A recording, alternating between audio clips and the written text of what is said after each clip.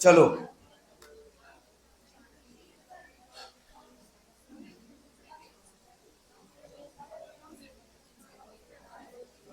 Heading डालिए spherical mirror. Spherical mirror.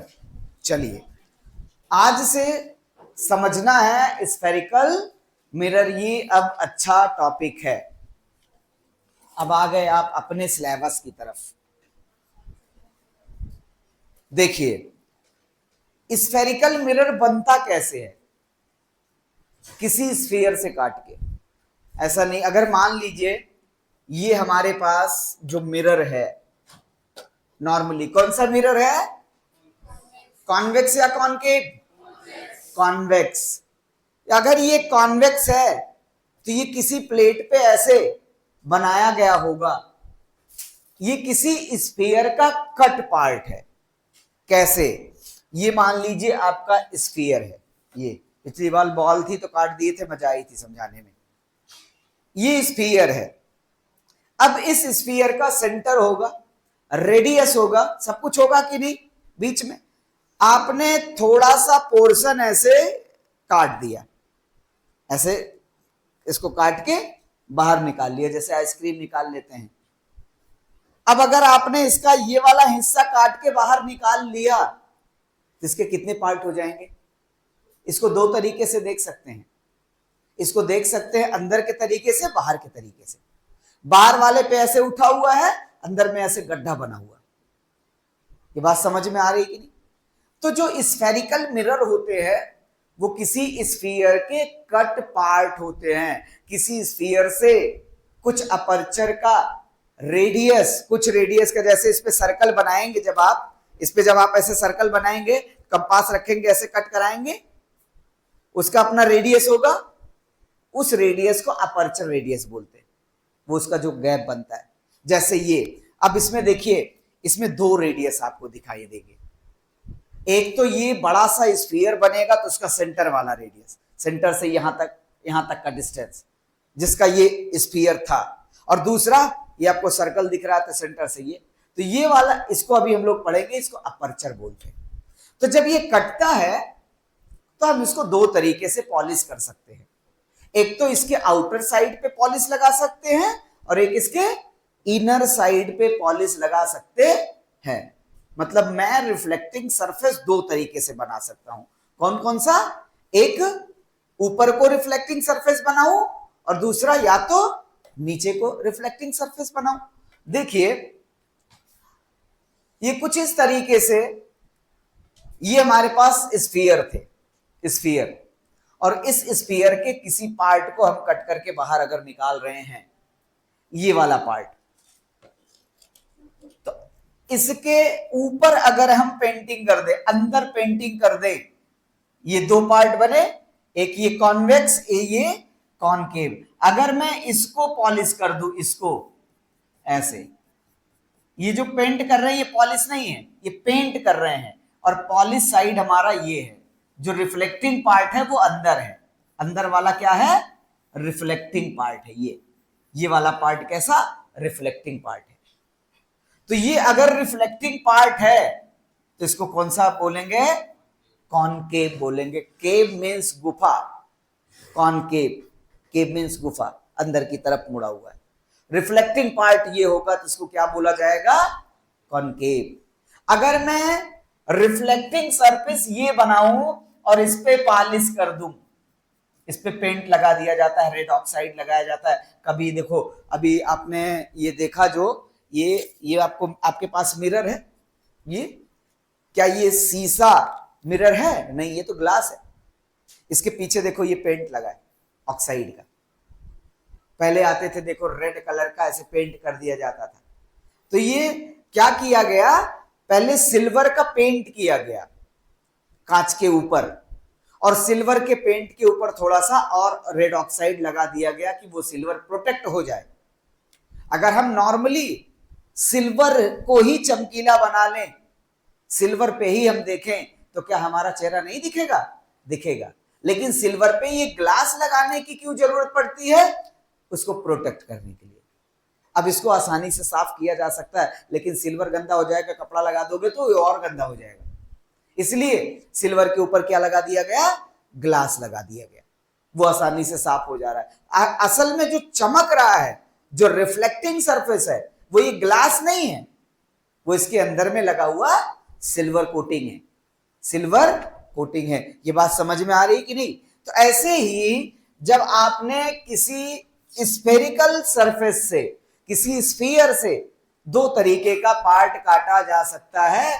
एक part कैसा, काटने के बाद हम ऐसा कर दें कि रिफ्लेक्टिंग सरफेस इनवर्ट कर दें, रिफ्लेक्टिंग सरफेस इनवर्ट कर दें, उसको क्या बोलेंगे, कॉनकेव। और या तो रिफ्लेक्टिंग सरफेस कैसा बना दे, आउटवर्ड बना दे, जैसा ये आपको दिख रहा है, ये आउटवर्ड।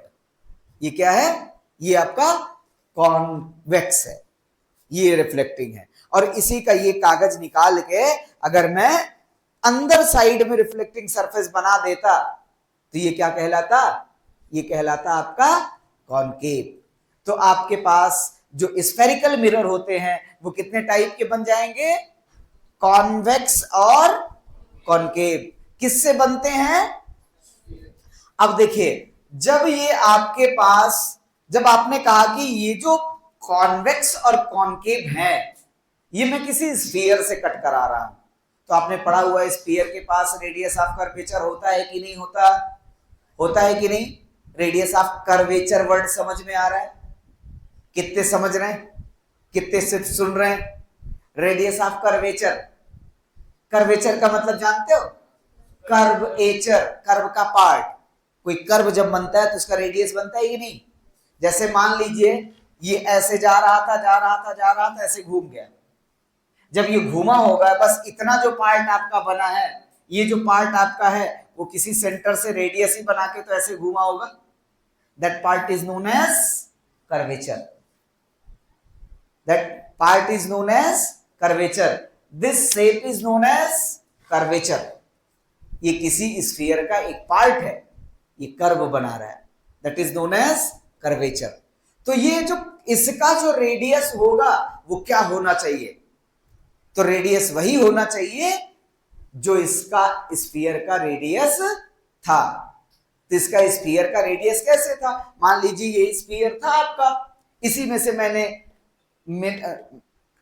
आपका मिरर बनाना चाहा, हमने ऐसे थोड़ा सा पार्ट कट करा लिया, तो ये यहां पॉइंट हो, यहां पॉइंट हो, यहां पॉइंट हो, सबका रेडियस क्या कहलाएगा, सबका रेडियस वही कहलाएगा जो इस स्फीयर का रेडियस है। ये बातें समझ में आ रही कि नहीं? इसका मतलब है कि जब आप इसको कट कर रहे हैं तो देखिए इसमें कितने पार्ट आएंगे। एक तो जो सेंटर होगा स्फीयर का वो कहलाएगा सेंटर ऑफ कर्वेचर, क्या कहलाएगा, सेंटर ऑफ कर्वेचर। और ये जो रेडियस होगा ये क्या कहलाएगा, रेडियस ऑफ कर्वेचर। और ये जो लाइन आपकी है, ये जो डायमीटर है जो इससे होकर गुजरेगा, जो सेंटर ऑफ कर्वेचर, इसको क्या बोलेंगे, सेंटर ऑफ कर्वेचर। और इसको बोलेंगे पोल। पोल वो पॉइंट होता है जो मिड वैल्यू होता है, किसका, किसी भी कर्वेचर के अपर्चर का। What is the aperture, aperture किसे कहेंगे, देखो ये ऐसे आपके पास है, ये देख रहे हैं, ये पूरा आपका एक डायमीटर है, इसका सेंटर होगा कि नहीं कहीं पे, सेंटर से आधा ऊपर आधा नीचे, तो यहां से एक सीधी लाइन ऐसे यहां होके निकले, या ऐसे कह दीजिए कि ये यहां तक का डिस्टेंस और फिर यहां तक का डिस्टेंस, जो ये मिड पॉइंट होगा वो क्या कहलाएगा, पोल कहलाएगा। और जो पोल से कोई स्ट्रेट लाइन सेंटर से होते हुए पोल को क्रॉस कर जाए, इमेजिनरी लाइन होती है, उसको क्या बोलते हैं, प्रिंसिपल एक्सिस। अभी ये चीजें हम लोग लिखेंगे और समझेंगे, ठीक है। अब देखिए हमने कहा कि आपके सामने आया spherical mirror. What is the spherical mirror, spherical mirror is that mirror whose reflecting surface is a part of hollow sphere। Spherical mirror वो मिरर होते हैं जो किसी हॉलो स्फीयर के पार्ट होते हैं। जैसे ये है, ये हॉलो स्फीयर है और इसको हम काट करा के ऐसे ऊपर पेंट कर दें, ये इस आपका कौन सा मिरर बन जाएगा, स्फेरिकल मिरर। और स्फेरिकल मिरर में कौन सा टाइप बन जाएगा, कॉन्वेक्स या कॉनकेव? कॉन्वेक्स। और अगर अंदर में पेंट कर दे तो कॉनकेव। तो ये आपने जो देखा स्फीयर, इस स्फीयर से दोनों टाइप के मिरर बनाए जा सकते हैं, नंबर 1 कॉन्वेक्स, नंबर 2 कॉनकेव। ठीक है, अभी लिखेंगे नहीं, लेक्चर कंप्लीट करेंगे फिर हम आपको लिखने के लिए बोल देंगे, कल ही लिख लेना, पहले समझ लेते हैं। उसके बाद देखिए, आइए इसके बाद देखिए हम लोगों का आता है कॉनकेव मिरर, और दूसरा आपका आता है कॉन्वेक्स मिरर। तो ये कॉनकेव मिरर में सिर्फ एक्सप्लेन करने के लिए क्या बोलेंगे, reflect, whose reflecting surface inward. ऐसा शेप जब हम इनवर्ड को रिफ्लेक्टिंग सरफेस बना दें, मतलब ये चीज आपकी क्या है, देखिए ये आपने पेंट कर दिया ऐसे, पॉलिश, और पॉलिश करने के बाद जब ये रेड ऑक्साइड लगाया तो रिफ्लेक्टिंग सरफेस ये हो गया। देखिए जब आपने इसको पेंट किया इस साइड में, इस साइड को जब पेंट किया गया तो उसका अपोजिट साइड क्या बना, रिफ्लेक्टिंग सरफेस बना कि नहीं बना। अगर मैंने इसको इस पर रेड ऑक्साइड लगा के पेंट कर दिया तो रिफ्लेक्टिंग सरफेस कौन सा बना, अंदर वाला रिफ्लेक्टिंग सरफेस बना कि नहीं बना। और ये जो रिफ्लेक्टिंग सरफेस है इनवर्ड है तो क्या बोला जाएगा, कॉनकेव मिरर। क्या बोलेंगे, कॉनकेव मिरर। उसके बाद देखिए अगर मैं इसी रिफ्लेक्टिंग सरफेस को इसको पेंट करा दूं, ऐसा अंदर में पेंट कर दिया, पॉलिश साइड कौन सा है, अंदर,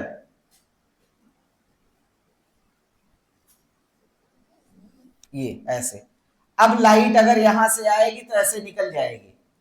रिफ्लेक्टिंग सरफेस क्या है, बल्गिंग आउटवर्ड, बाहर के साइड में रिफ्लेक्टिंग सरफेस मिल रहा है। अगर बाहर के साइड में रिफ्लेक्टिंग सरफेस मिल रहा है तो इसको क्या बोलेंगे, कॉन्वेक्स बोलेंगे। क्या बोलेंगे, कॉन्वेक्स। यही आपको डिफाइन करना है। इनवर्ड में अगर रिफ्लेक्टिंग सरफेस मिला तो क्या हो गया, कॉनकेव। आउटवर्ड में रिफ्लेक्टिंग सरफेस मिला तो क्या हो गया, कॉन्वेक्स। ये बातें सबके समझ में आ रही हैं, आगे आइए। उसके बाद देखिए, अभी लिखने का काम हम कल करा देते हैं, पहले थोड़ा सिलेबस पढ़ा देना, बोलिए ठीक है। उसके बाद देखिए इसमें जो टर्म्स आते हैं वो सभी टर्म्स को देखना पड़ेगा। सबसे पहला टर्म्स क्या आता है, centre of curvature. Centre of curvature क्या होता है, मान लीजिए ये किसी स्फीयर का ऐसे फुल पार्ट था, उस स्फीयर का ये सेंटर था, तो जिस स्फीयर से ये कट किया गया है उस स्फीयर का जो सेंटर होगा वही सेंटर इस कर्वेचर का भी सेंटर कहलाएगा। तो सेंटर ऑफ कर्वेचर क्या होता है, the centre of curvature of hollow sphere which mirror form the part is called the centre of curvature of mirror. मतलब जिस हॉलो स्फीयर से हमारा मिरर बनाया गया है, जो उसका सेंटर था, उस हॉलो स्फीयर का सेंटर था, वही सेंटर किसका कहलाता है, कर्वेचर का सेंटर कहलाता है, जिसको बोलेंगे सेंटर ऑफ कर्वेचर। जैसे अगर मैं इसको देखूं तो इसका अपना सेंटर होगा, इसका सेंटर है, इसको मैं कट करा दिया, कट करा के बाहर निकाला, तो इसका जो पार्ट, जैसे ये पार्ट मैंने किसी स्फीयर से कट करा लिया, इसी स्फीयर से कट करा लिया, इसका सेंटर ऑफ कर्वेचर होगा। और वो सेंटर ऑफ कर्वेचर किसका होगा, जो इस हॉलो स्फीयर का था, जिस हॉलो स्फीयर से ये आया है। ये बातें समझ में आ रही हैं, ठीक है। अब देखिए ये चीज डिफाइन होती है कि सेंटर ऑफ कर्वेचर क्या है। दूसरी चीज इसमें आती है आपके सामने, रेडियस ऑफ कर्वेचर किसे कहेंगे। तो अगर ये स्फीयर था ऐसे, ये सेंटर था, इसको क्या बोलेंगे, क्या बोलेंगे, तो इसको बोला जाएगा radius of curvature, not a radius, हमेशा ध्यान रखना, इसको हम लोग क्या बोलेंगे, रेडियस ऑफ कर्वेचर। ये वो रेडियस होता है जिस हॉलो स्फीयर से कट कराया गया है, that is known as radius of curvature. ये बातें क्लियर हुई, आगे देखिए। अगला आपका आता है यहाँ पे अगर फिगर में नेमिंग करना चाहें तो ये P और ये C सेंटर, P पोल, तो ये आपका क्या बना, रेडियस ऑफ कर्वेचर। बातें समझ में आई? सीधे बैठ जाना, तब मैं महाराज बाटू बट लिए इसके। रेडियस ऑफ कर्वेचर के बाद आता है पोल। पोल क्या चीज होता है? अब देखिए, जब आपने स्फीयर से कर्वेचर को कट कराया तो ये चीज क्या था, सेंटर था, ये P पॉइंट था, ये सब रेडियस थे। तो ये जो P पॉइंट होता है वो इसका किसी कर्वेचर का मिड पॉइंट होता है, किसी भी कर्वेचर का मिड पॉइंट। जैसे इस कर्वेचर का मिड पॉइंट कौन होगा? भैया से एक सेकंड के लिए मार्कर लेकर चले आओ, मार्कर थोड़ा आराम भी मिल जाए, आराम मिल जाए भाई। हमें प्यास लगी थी, हम फोन नहीं कर पाए, सोचो कि हमारा पानी आ जाए। हमने कहा पढ़ा दे पहले, और ये कह रही पढ़ाए जा रहे, हम बतिया नहीं पा रहे हैं दोनों लोग। दोनों को कल आगे बुलाएंगे, बड़ा मत, एक बेंच और लगाएंगे आगे। हाँ, अरे वही मैंने बोलने को मौका नहीं लगा। आप पढ़ाए जा रहे हैं। देखो ये आपके पास है, ये पॉइंट है, इसको आप ऐसे ज्वाइन करा दीजिए, ऐसा। अब देखिए, जितना लेंथ आपका ये ऊपर वाला है उतना ही, मतलब O से ये P नाम देते हैं ना, P से M दे रहे हैं, और ये आपका M डैश। तो ये कहीं से भी, इधर से भी ऐसे करा दीजिए। तो ये वाला लेंथ और ये वाला लेंथ कैसा होता है? इक्वल होता है। ये जो पॉइंट होता है यहां से ये लेंथ, और ये लेंथ कैसा होता है? इक्वल होता है। मतलब ये क्या होता है? ये मिड पॉइंट होता है। किसका? कर्वेचर का मिड पॉइंट होता है। इसे अपर्चर का भी मिड पॉइंट बोलते हैं। This is the mid point of aperture, this is the mid point of curvature, not a centre नहीं बोलेंगे। और सेंटर कहना होगा तो यही पॉइंट हुआ, मैं ऐसे अभी इस मशीन से ड्रिल कर दो तो यहां निकलेगा। ये जो रेडियस बनता है उसका सेंटर होता है। धन्य प्रभु। पोल सही हुआ। पोल क्या होता है? पोल वो पॉइंट होता है जो किसी भी कर्वेचर का मिड पॉइंट होता है। मतलब सेंटर ऑफ स्फीयर, ये सेंटर ऑफ स्फीयर, अरे यार खराब कर दिया, इससे काहे लिखने लगे हम, बड़े दिन बाद मारकर उठाया गया। हाँ, centre of spherical mirror, centre of spherical mirror और सेंटर ऑफ स्फीयर में फर्क है, ध्यान रखना। इट्स सेंटर, ये सेंटर ऑफ मिरर है, क्योंकि ये जो रेडियस बना है यहां से ये सेंटर है कि नहीं। और कोई कहे centre of curvature, centre of curvature मतलब जो स्फीयर का सेंटर था वो। The centre of spherical mirror is called the pole. दूसरी भाषा में हम लिखा रहे हैं इसको, the mid point of curvature are known as pole. The mid point, the mid point of curvature are known as